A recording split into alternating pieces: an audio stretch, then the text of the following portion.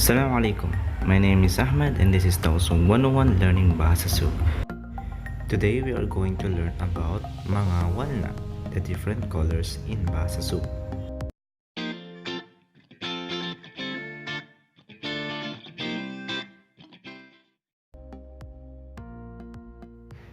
Bilu, bilu, bilu.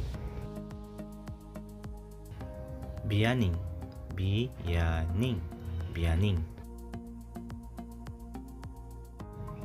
Pula, pula, pula. Gadung, gadung, gadung.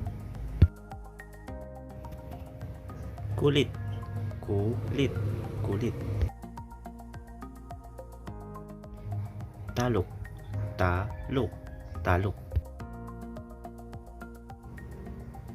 Kalas, kalas, kalas.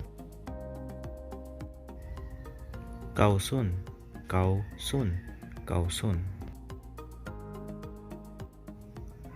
Itung, itung, itung. Puti, puti, puti.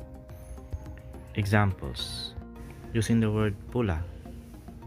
Sumping pula, a red flower. Bilu. In walnut sinbay ini bilu. The color of this house is blue. Gadung. In bola yan, gadung. That ball is green. Kalas.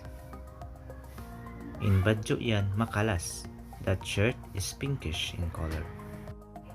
Again, pula. Sumping pula, a red flower. In walnut sinsumping ini pula.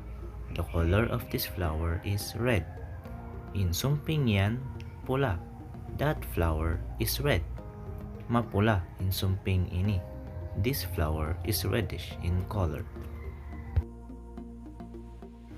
And that is all for today. Thank you for watching. Again, my name is Ahmad and this is Tausong 101 Learning Bahasa Sub.